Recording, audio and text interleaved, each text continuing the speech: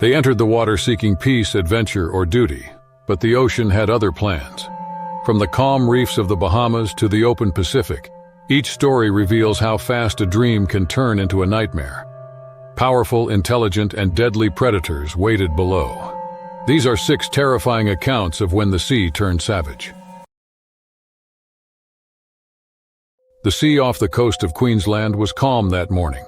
The sky stretched out in a perfect blue sheet above the vast Pacific. The luxury yacht Sonce, a sleek $1 million vessel gleaming in the light, glided gently through the water, its polished chrome railings reflecting the sun. On board were 3 Russian tourists, Elena, Mikhail, and Vadim, each in their mid-30s, friends since university. They had chartered the yacht to celebrate a decade of entrepreneurial success, leaving behind their fast-paced lives in Moscow for a week of oceanic escape. Elena, a tech investor who loves wildlife photography, leaned over the rail with her camera in hand. Mikhail, the tallest of the 3 and a former Marine infantryman, stood barefoot at the bow, squinting toward the horizon.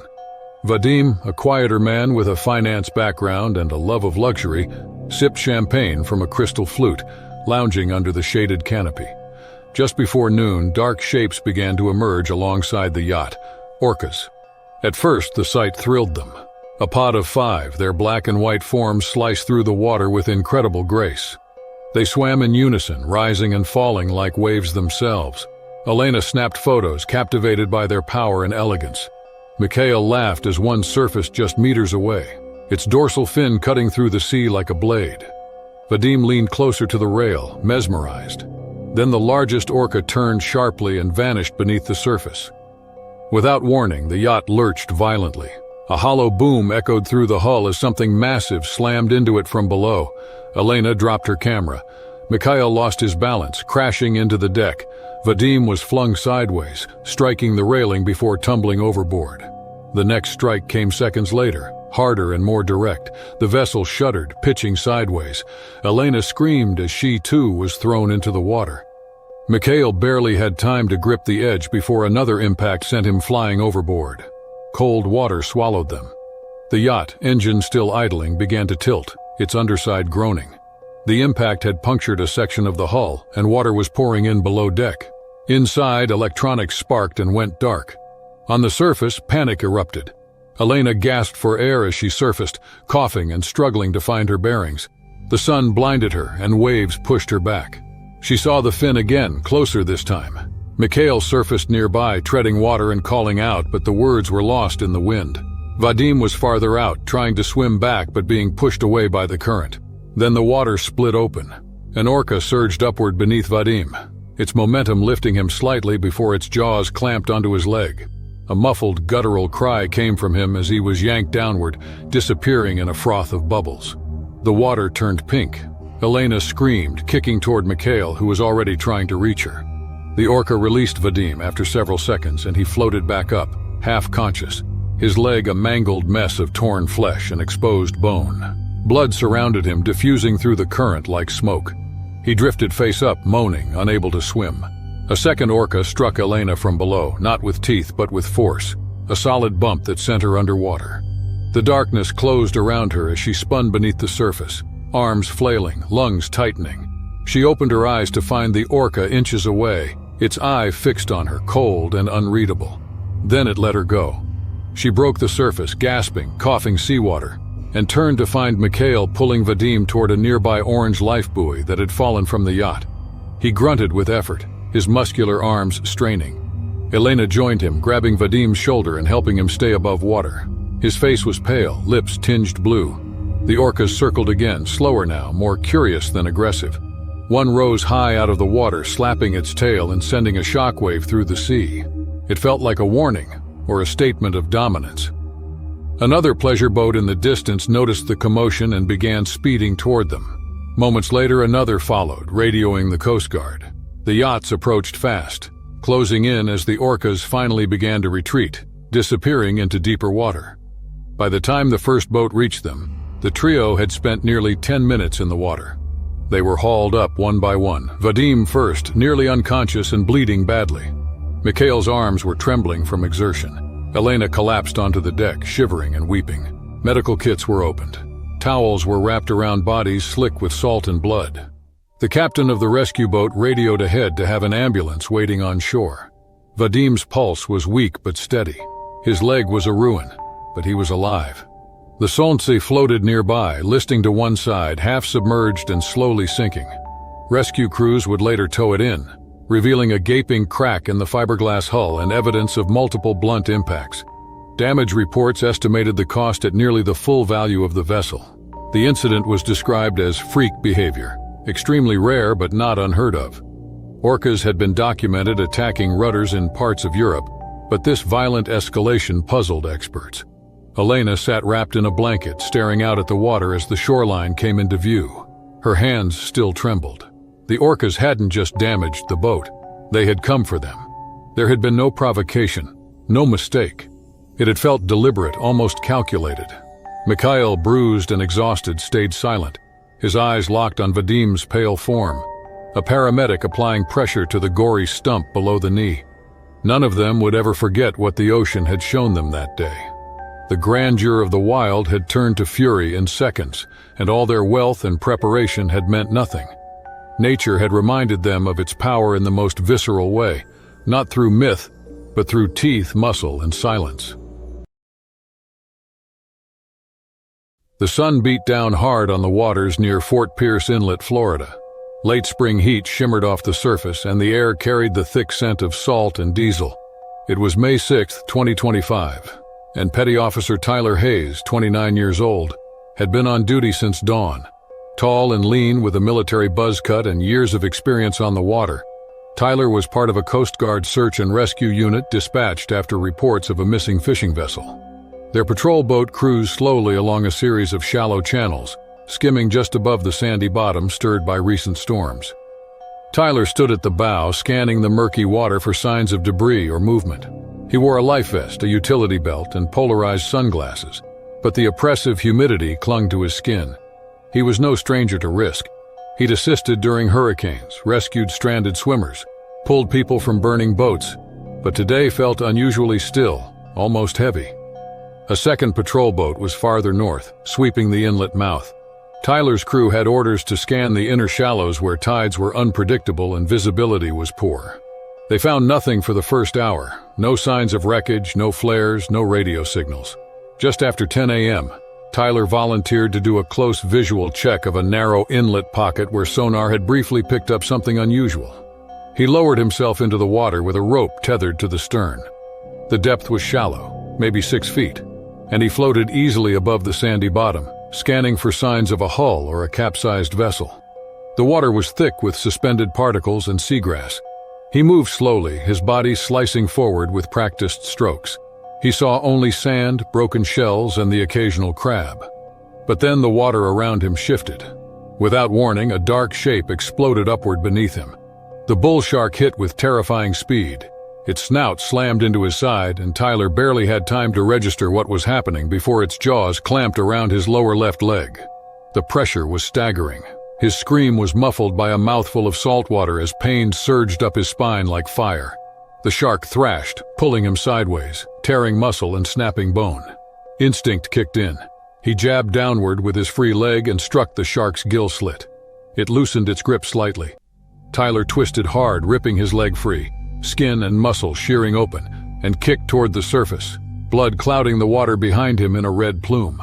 The shark circled once, confused or disoriented, and vanished into the haze. Tyler broke the surface with a ragged gasp, eyes wide, head snapping toward the boat. He raised his arm and hit the emergency beacon on his vest. Alarms blared aboard the patrol boat. Within seconds, 2 crew members hauled him back aboard, dragging him over the gunwale. Blood poured from his shredded leg, pooling beneath him on the deck.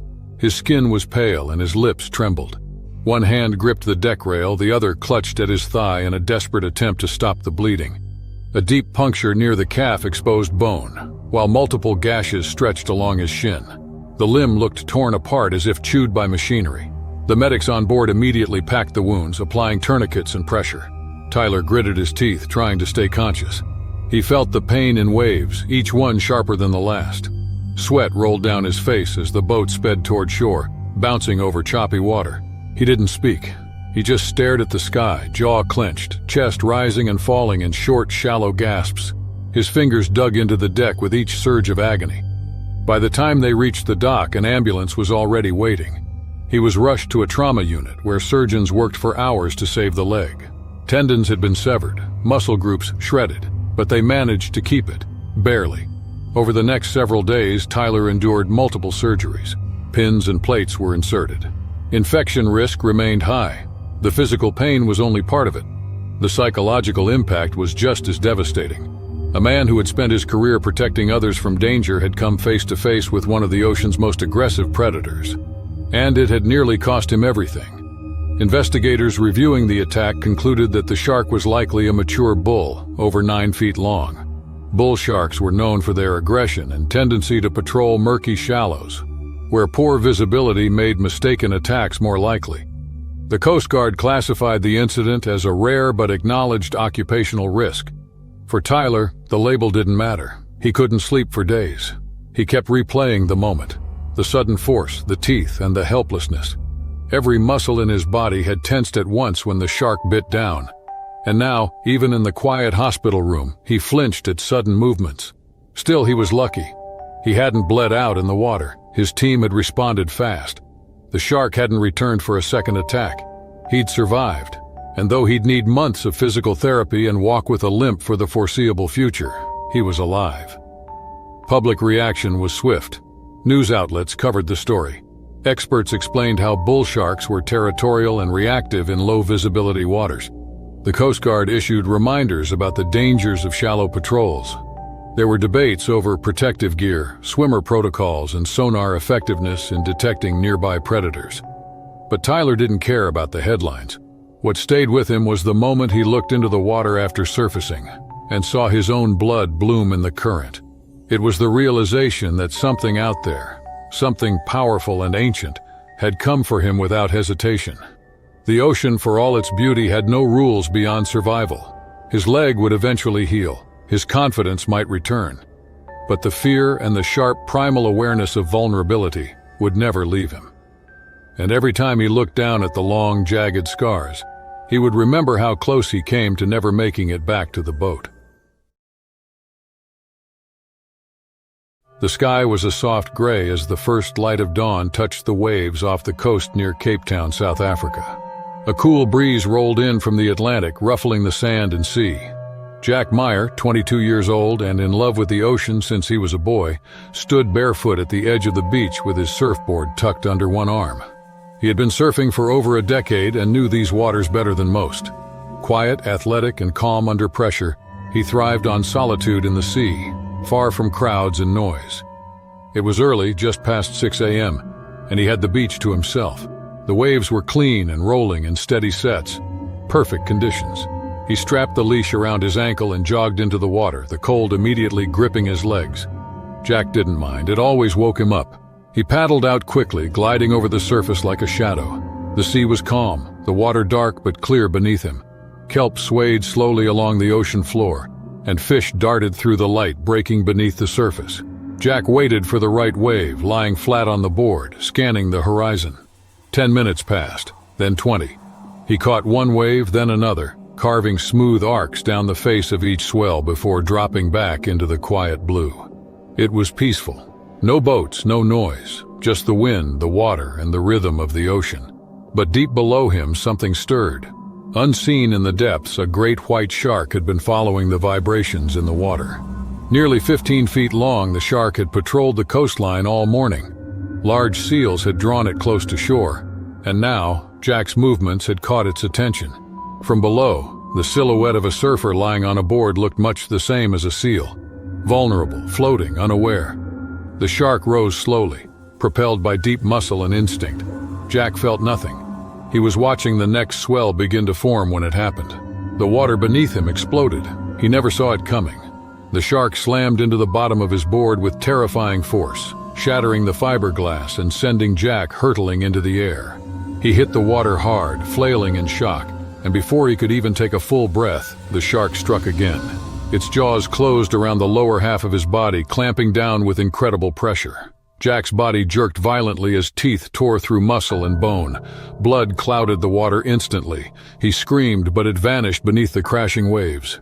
Bystanders on the distant beach heard a strange splash and turned. They saw the wrecked surfboard bobbing on the surface, spinning slowly. No one saw Jack. The shark thrashed, shaking its prey. Jack kicked weakly, his body convulsing in panic and agony. The shark released him briefly, circling as it tasted the blood in the water. Jack surfaced, coughing and choking, struggling to keep his head up. His legs felt like dead weight, his mind barely registering what had happened. He tried to grab the broken board. His hands were shaking. Blood streamed from his hip and thigh, painting the water around him. The shark came back. It surged upward again, slamming into Jack's side, sending him beneath the surface. But this time it didn't bite. It turned and swam away, confused, unsure if the thrashing figure was worth another strike. Minutes passed. The wrecked board floated aimlessly on the surface, spinning as the ocean's gentle pull tugged it further from shore. Jack never resurfaced. A local swimmer who had been stretching near the dunes sprinted to his kayak and paddled out. He reached the spot where the board floated and found no sign of Jack. The water around him was stained red, but Jack was gone. The swimmer searched the area frantically, his heart racing, but there was nothing. The swimmer paddled back to shore, shouting for help. He could barely breathe, the reality of what had happened sinking in. The beachgoers had gathered now, staring out over the water, helpless. One person called emergency services. Minutes stretched into what felt like hours as rescue teams arrived. But it was too late. Jack had already disappeared beneath the waves. A helicopter flew over, scanning the surface. The calm waters below held no trace of Jack, only the broken board still floating aimlessly in the distance. The search continued for hours, but Jack's body never resurfaced. His final moments would remain a mystery, lost to the depths. The authorities issued a public statement, confirming that Jack's death was the result of a shark attack, but refused to speculate on why the shark had struck. The area remained closed for weeks, though the warnings did little to quiet the whispers. Some said it was simply an accident. Others pointed to increasing shark activity, and a few questioned whether the ocean itself had taken what it had long claimed. But it wasn't just the shark that would linger in the memory. It was the image of Jack's board drifting in the water, floating alone, as witnesses watched in horror. It was the quiet silence that followed when Jack was gone, and only the ocean remained, unchanged, as if nothing had ever happened. The memorial service was held on the beach, the same stretch of sand where Jack had stood so many times before. Friends and family gathered, sharing stories of a boy who grew into a man who found peace in the waves. They spoke of his courage and the way he never let fear dictate his life. But even as they honored his memory, something else remained, a reminder of how fleeting life could be. The sea had taken him, but it hadn't taken his legacy. That would remain, always.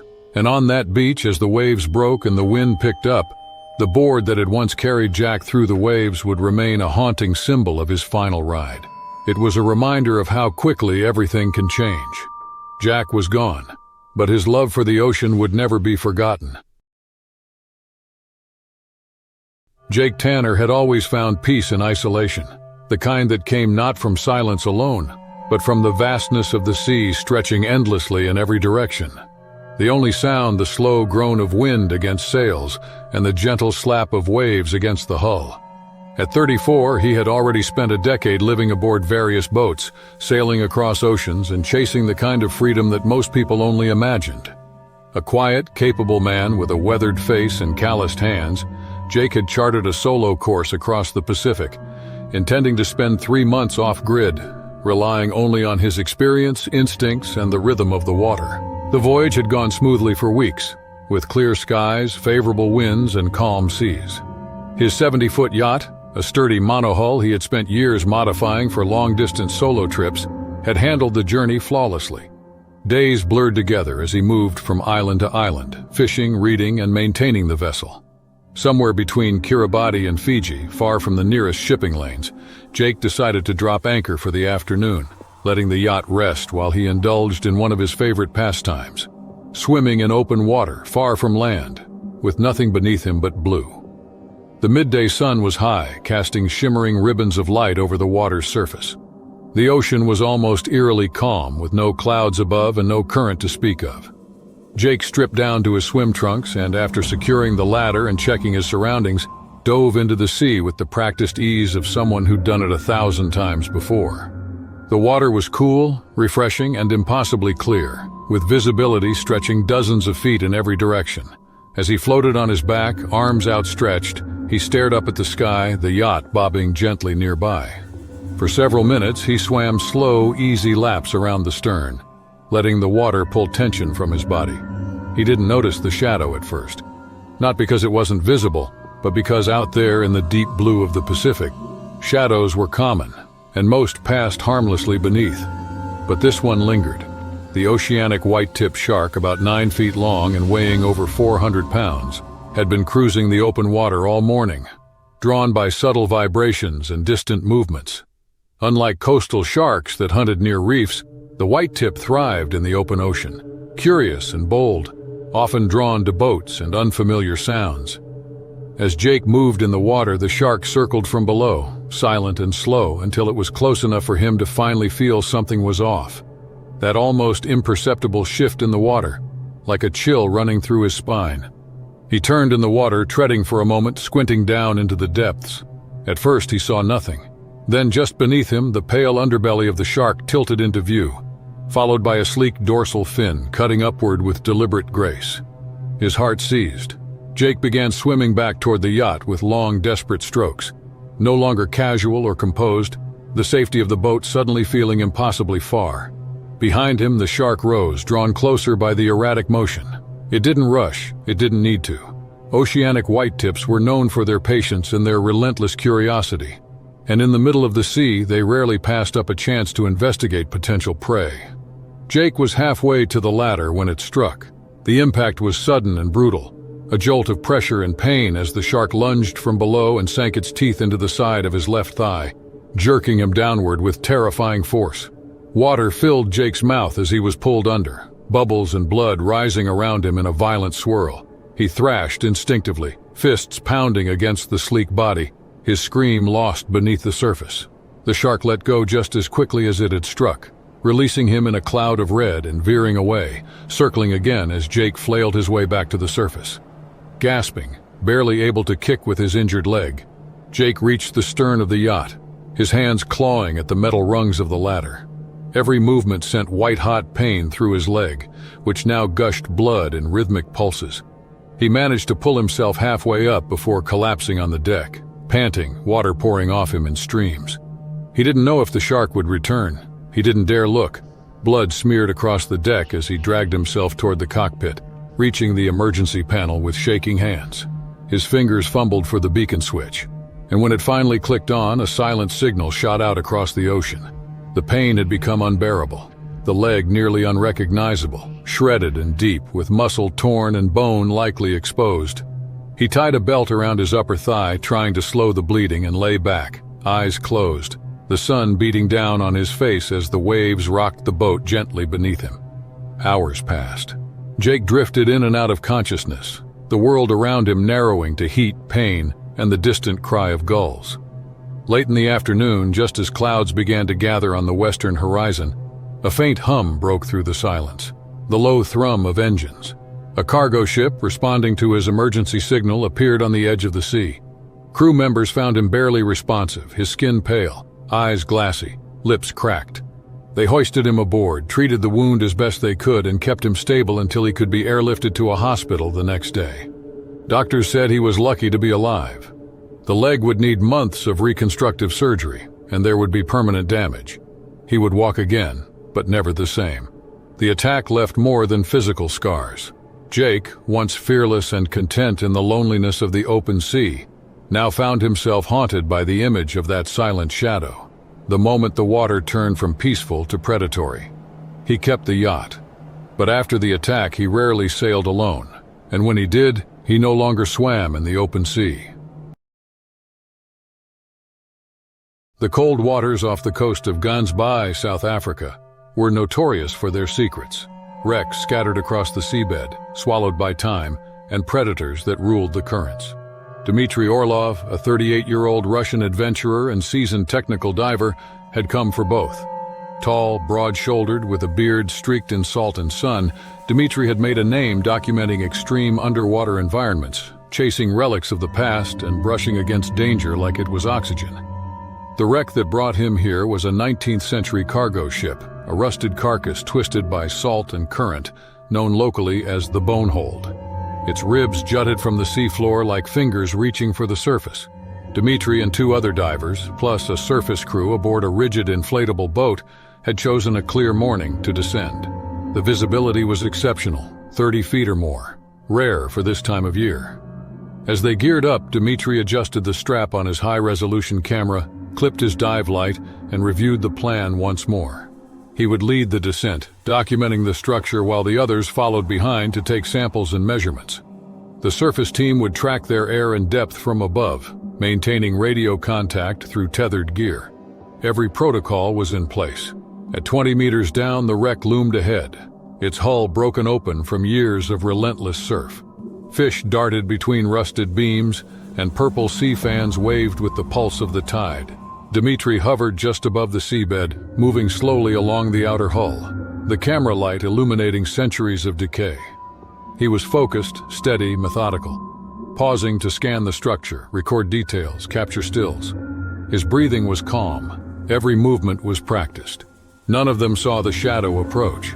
Great whites rarely came in groups, but they were common here, drawn by seals, fish, and occasionally the noise of diving equipment.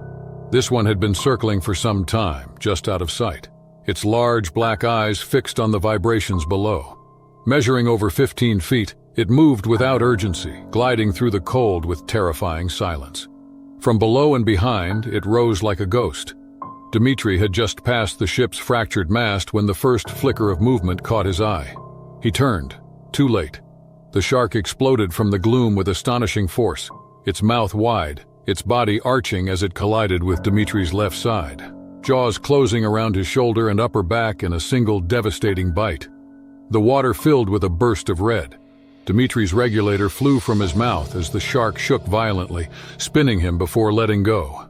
His body tumbled in a slow roll, arms limp, bubbles erupting from his tank in a chaotic stream. The other divers froze, momentarily paralyzed by the ferocity of what they'd just witnessed.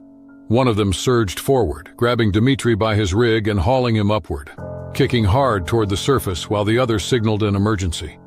The shark circled once more but did not return. Above, the surface crew had already noticed the blood cloud spreading upward. They dragged Dmitri's limp body onto the boat as soon as the diver breached, his suit shredded, his skin pale and torn. Deep lacerations ran from his neck to his waist. His breathing was shallow, eyes were fluttering. The crew wrapped his body in emergency blankets, compressing the worst of the wounds and screaming coordinates into the radio for immediate evacuation. They were miles from shore. Blood soaked through the blankets within minutes, and the boat became a flurry of motion. Hands scrambling for gauze, someone manually applying pressure, another keeping him conscious, whispering reassurances he couldn't hear. Dmitri's camera had been crushed in the attack, the strap severed. All that remained was a single image automatically transmitted before the impact. A blurred shape, pale and massive, rushing through the water. By the time they reached the harbor, an ambulance was already waiting. Dmitri had lost so much blood that his pulse was nearly gone. Paramedics worked in silence, urgency on their faces, every second critical. He was rushed to a trauma center in Hermanus. Surgeons prepared for immediate intervention. Despite hours of surgery and every possible effort, Dmitri Orlov succumbed to his injuries later that night. The news sent shockwaves through the diving community. Dmitri had been a respected figure, not just for his daring explorations, but for his meticulous adherence to safety, his refusal to cut corners, and his insistence on planning every dive down to the last breath. That even he could fall victim in such brutal fashion sent a chilling message to professionals and thrill-seekers alike. Investigators reviewed footage and dive logs. The authorities concluded that the great white had likely mistaken Dmitri for a seal or large fish due to his size and positioning during the dive. While attacks were rare, they were not unheard of in those waters. The local marine agency issued a statement reminding divers of the inherent risks of open water expeditions in predator territory, advising stricter surface observation for wreck dives in the region. Privately, Dimitri's diving partner described the moment the shark struck as unreal, like something from a nightmare rendered in slow motion. He said the sound, even underwater, was unforgettable. Not a roar, but a sudden whoosh of displaced water, the crack of gear breaking, and the hiss of ruptured air. At the memorial service held in Cape Town, divers from around the world gathered to honor his legacy. Many had learned from his tutorials, watched his documentaries, and followed his expeditions. They spoke of his patience, his calm in deep water, and his ability to make even the most dangerous places feel like home. His ashes were scattered near the bonehold, the wreck he'd sought to immortalize. The sea accepted them without protest. No official call was made for the shark to be hunted. In fact, several conservation groups urged the public not to demonize the species. The ocean, they said, had always been dangerous, always untamed. Dimitri knew that better than anyone. He had risked his life for knowledge, for exploration, and in the end, the sea had taken him on its own terms. The water off the Bahamas was almost impossibly clear, glowing blue under a bright midday sun. 45-year-old Alex Greenwood floated just beneath the surface with 5 other divers, drifting through warm currents above a thriving coral reef. A seasoned recreational diver from North Carolina, Alex had been drawn to the island for its vibrant underwater life and its promises of calm, easy dives, an escape from the pressure of his high-stress engineering job. He had taken dozens of dives over the years, but this trip was meant to be something special, a reset. He had joined a guided group out of Nassau, 1 dive master, 5 tourists, each of them relaxed, floating among coral heads and bright fish, lulled into a sense of safety by the beauty around them. They descended slowly to about 60 feet, moving carefully between coral formations. Reef sharks had passed earlier, elegant and disinterested. The guide carried a long pole tipped with a blunted spearhead, a basic safety precaution. The group kept tight, moving as one body. Alex swam toward a shelf just beyond the group, drawn by a towering brain coral structure and the flicker of fish dancing above it. He was still well within visual range. The reef buzzed with color. Angelfish, parrotfish, and butterflyfish moved like slow-motion confetti around him. He breathed slowly, rhythmically, completely unaware of the danger lurking just beyond the drop-off. From the deeper blue, a shape emerged, long, thick, striped faintly along its body. A tiger shark. It was nearly 12 feet in length, its head broad, snout blunt, its eyes fixed with cold calculation. The shark had been watching the group for several minutes from a distance, blending into the shifting light. It moved now with intent, slow and confident, undeterred by numbers or noise. The first person to notice it was the dive master, who immediately raised his pole and signaled the group to stay still and close. But Alex, slightly separated, did not see the signal. He turned and froze when he saw the massive shark approaching him head-on, his limbs locked. For a brief moment he didn't move at all, paralyzed by awe and dread. The shark closed the distance in seconds. Alex tried to retreat, but the movement triggered a reaction. The tiger shark surged forward with terrifying power and speed, slamming into him with its jaw open wide. Its teeth clamped down on his right leg just above the knee with brutal force. The pressure was instant and overwhelming. A crushing grip that sent pain shooting up his spine and burst air from his mouthpiece. Blood erupted into the water in a thick red cloud, and Alex screamed into his regulator, kicking desperately with his free leg. The shark shook him once, dragging him sideways in the water, trying to turn him. The others watched in shock, motionless for half a second before the dive master sprang forward, spear ready. He struck the shark's snout hard again and again, yelling through his regulator, bubbles erupting from his mouth. The shark let go. Alex's body twisted, rolling through the water as the animal released him. His leg trailed blood, flesh torn open, and bone possibly fractured. He couldn't move it, couldn't feel anything below his thigh. The dive master grabbed his buoyancy vest and signaled for an emergency ascent. The others began rising as well, eyes wide, hands trembling. The shark circled once, slowly as if considering another pass. But the cloud of blood, the frantic movement, and the sudden ascent of the group caused it to drift off toward deeper water. Alex was fading, his vision blurring, his grip loosening. He could taste metal in his mouth. The dive master held him tight, inflating both their vests as they rocketed toward the surface, ascending as fast as safety allowed. The boat was already maneuvering toward them, alerted by the safety diver who had surfaced seconds earlier with the emergency signal. Crew hauled Alex aboard. His leg was a shredded mess. Torn wetsuit, torn flesh, deep punctures surrounding a wide gash. He was conscious but groaning, his face drained of color, jaw clenched in agony. They laid him flat, wrapped his leg in pressure dressings, and started pouring water over his body to keep him alert. The boat turned hard toward the nearest marina, throttling full speed through the waves. A medic on board kept Alex awake, speaking calmly, pressing firm hands into his thigh to slow the bleeding. One diver sat back sobbing, another sat motionless, staring at the blood on the deck. Alex drifted in and out of consciousness, the boat's engine roar growing distant. He thought of his kids, the ocean, the sudden and unnatural silence underwater when the shark struck. His body had never felt so helpless. He had always known the risks of the sea, had read the stories, even seen a few sharks from afar. But nothing had prepared him for the instant, violent certainty of being targeted and bitten. The sheer power in that mouth, the cold calculation in the attack. Paramedics met them at the dock, transferring him quickly onto a stretcher and into an ambulance. He was rushed to a hospital in Nassau, where trauma surgeons worked for hours to clean and reconstruct what remained of the damaged tissue. Miraculously, no arteries had been severed. Nerves were spared just enough to save the leg, but only barely. Alex remained in recovery for 2 weeks. The injury was severe, requiring multiple surgeries, skin grafts, and the possibility of long-term physical therapy. Doctors were optimistic about function, but cautious about mobility. Through it all, Alex remained composed, grateful to be alive. The dive master visited him twice, as did the other divers. They all agreed the response had saved his life. He returned home with crutches and a long road ahead. But he never expressed bitterness, only awe. The shark had not attacked out of rage or malice, only instinct. Alex had entered its domain, uninvited and unprotected, and he had survived. The experience left him shaken, humbled, and changed forever. The ocean was still beautiful to him, but now it was also something else, something sacred, powerful, and utterly indifferent.